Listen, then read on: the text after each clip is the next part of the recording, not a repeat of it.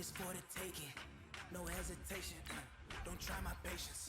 I'ma pour out one for the set, boy, till there's nothing left. On a run to the bread until we all got them baguettes. Hear them footsteps coming, cause we coming for the check.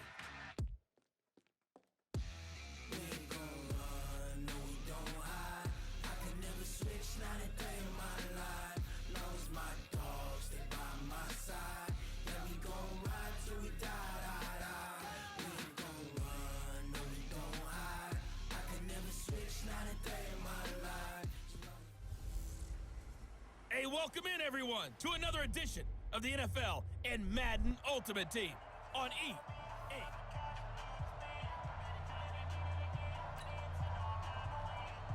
The kicker, Dustin Hopkins, set to get this one going. And off we go in Madden Ultimate Team.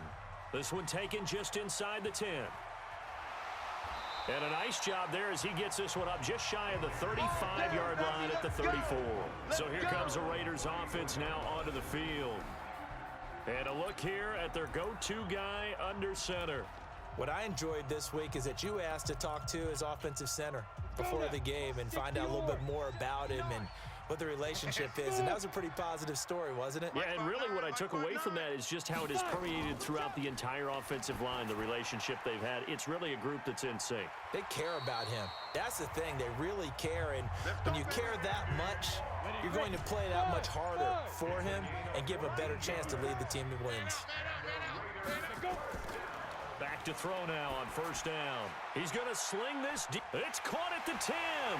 And all the way in. Touchdown, Oakland. Devin Hester, 52 yards. As his guys are able to strike first here in this opening quarter. Extra point by Stenerud, up and good. And that makes the score 7-0. Following the touchdown, here's Stenerud to kick it away. Fielded about a yard deep. And the decision to bring it out is going to cost him about 7 yards all told as he's taken down back shy of the 20. So now here comes the Jet offense as they get ready to take over. And they'll be led out by their quarterback, the Stanford man. It's Andrew Luck. I love everything about Andrew Luck's game, but I also love his worldliness. Some of his formative years were spent growing up outside of the United States, and I think that that's helped him when he came back because now he's seen the world, and I think that helped him mature a little bit as well.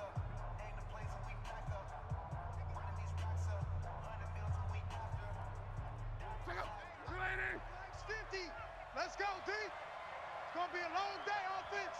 It's going to be a long day. First rep of the game for Josh Jacobs. And nowhere to run on the interior of that defensive line. He'll get back only to the line of scrimmage. Early down stuffs will put this offense in a precarious position. We know that securing the point of attack, especially against the big-bodied guys in the middle of this D, has got to be priority one. Officially nothing on that last run. They'll try again 2nd and 10. A shotgun snap for Luck. His throw incomplete. Devin Hester, the intended receiver, and it's 3rd down. Charles, already trailing by touchdown early. This offense, how imperative is it for them to get points out of this drive? Well, they feel like they have to go ahead and match because of what was already on the board against their defense. But I think even more so, you just want to avoid 3 and outs. You want to be able to stay on the field for a little while, let your defense catch their breath a little bit, even if you don't score any points. Trying to get it to Adams, but it's intercepted. Picked off by Deion Sanders. And the return will stop right around the 25. Baby, let's go. Let's go. And an interception in the end zone for Deion Sanders. That takes me back to, I believe, his last game at Florida State, a Sugar Bowl game against Auburn. The last play of the game, he switched assignments to make sure he was on the top receiver for Auburn and picked off the pass to end the game in the end zone in the Sugar Bowl. Deion Sanders. So much knowledge in that mind. What a great career Deion Sanders had. 8-time Pro Bowler.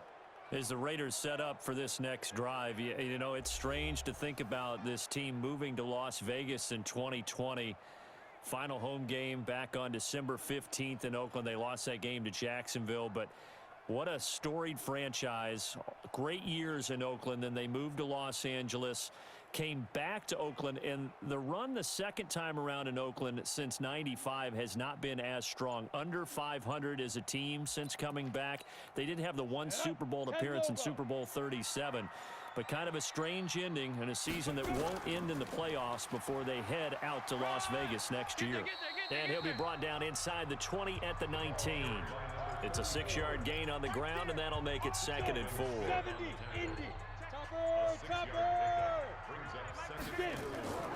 On 2nd down, this is Jackson. And he is in. Touchdown, Raiders. Scampering home from 19 yards out. And the Raiders able to extend that advantage. And they're able to run it in. It started with a battle in the trenches. They won there, and they got in for 6 points. And that's going to be a tough one for the defense to deal with. They've got to go to the bench now and figure out how we're going to slow down this running game, because on that particular play, they had no answer. That's fielded in the end zone. And he won't return this one. He'll go down to a knee, and they'll start at the 25. As the Jets set up shop for their next drive. You know, Charles, another year for the Jets without a playoff appearance. Gosh, you have to go back to 2010 with Mark Sanchez at QB to find the last time that they took part in the postseason. Been almost a decade. And they made big moves this offseason to try and get back to the playoffs, to move for Le'Veon Bell at running back, C.J. Mosley at linebacker. They're supposed to bring a different attitude and great play to this team. Unfortunately, they brought the attitude, but the play wasn't there. C.J. Mosley hurt a lot of the season. Le'Veon Bell had his ups and downs, and the team just couldn't get going. Remember, they started 1-7, and that kind of finished things off. Here's what I propose. Next season in training camp, you have a bowling party to get things started and get this team brought together before they kick off the season. A bowling party? Yeah, Le'Veon Bell, 251 just a couple weeks ago.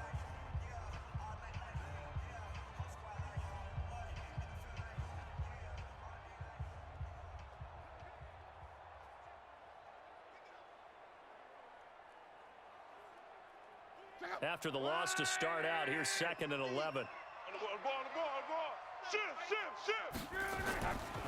They'll run it with Bell. And he is met quickly in the backfield. Down he goes, folded like a lawn chair. It'll be a loss of 1, and that's going to lead to a 3rd and 12. He has elite instincts from his linebacker spot. He's able to diagnose the run and flies in like a missile to stop that one behind the line of scrimmage. So time to start going in the other direction as they come up now 3rd and long. From the gun, here's Locke. Got an open man, it's Devin Hester. And they're able to get this one across the 35. That's good for a Jet first down, a gain of 13. So from the 36 now, 1st and 10. Now a first carry for their fullback. And a 6-yard gain gets them right around the 43.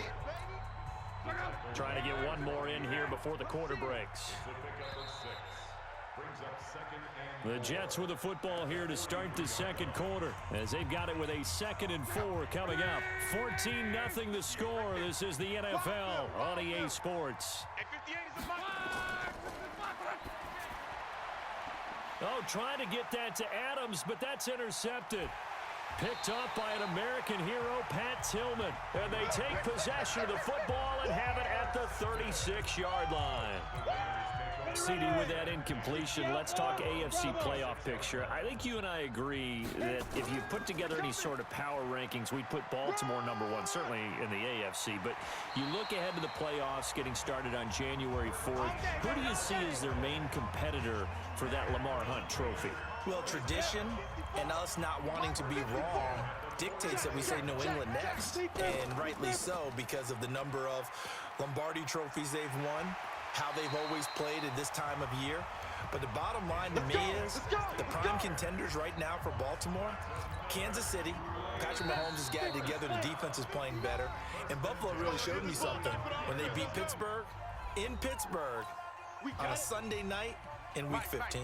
Check, 59. We remind you that coming up in 2 minutes' time, we'll hand you off to Orlando, where Jonathan Coachman will have highlights and analysis of this first half of action. Deion Sanders up to make the tackle. Following the pickup of 4, here's 2nd and 6. Here we go. Now a give right side. It's Jackson. And he'll take this inside the 30 to about the 29, maybe the 28-yard line. Still a couple yards short of the first as the 3-yard gain brings up a third down. On the run, it's Bo Jackson. They're able to convert on third down, and that sets up a first and goal. I guess if you're going to run for it on third down, not a bad idea to get behind your Hall of Fame left tackle there, Anthony Munoz. He was so good, it was like a guard and a tackle was in the same body. You know, it was almost like they had an extra blocker at the line of scrimmage. Phenomenal player and really prepped it well at US. And he is in. Touchdown, Raiders. A great effort there with his second touchdown here in this first half. And the Raiders able to extend that advantage. Extra point by Stenerud, up and good. Heard a coach talk about those late-in-the-half scores, especially ones that give your team a pretty decent cushion. He said those could be the ones that could finish off a squad if you let them. Yeah, they've got the cushion. This half has been theirs. This one taken from the 7. And a good return as he'll be stopped just shy of the 30-yard line. Let's go. Let's go. Andrew Luck and company heading back onto the field. Bottom line, he's got to figure things out. He's completed 3 passes, but 2 of them have been to the wrong team so far. And when we talk about the best quarterbacks, we're usually talking about touchdown to interception ratio, aren't we? And 2 to 1 is acceptable, but the top line guys, 3 to 1 or better is what they're looking for. Now we're talking about interceptions versus completions. That's not a ratio should ever be in any discussion. Final 24 seconds of the first half as they come up here first and 10. And they're just going to run it here up the middle. I got him. The Jets are going to use the first of their timeouts as the clock will stop with 20 seconds to go in the first half.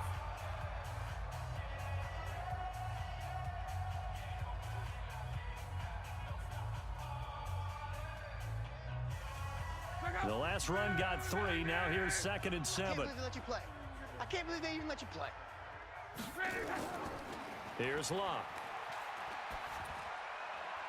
Caught by the tight end Ertz. That throw good for only a couple. It brings up third down. A 2-yard gain on the play. And it's third down.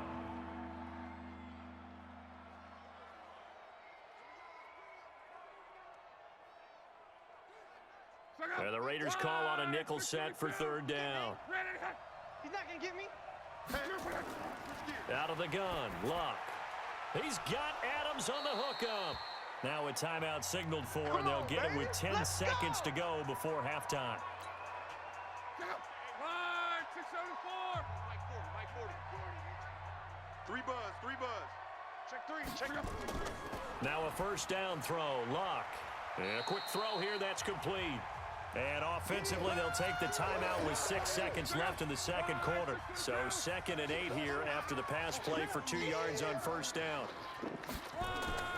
The final shot before the break. Luck looking deep for his tight end Ertz.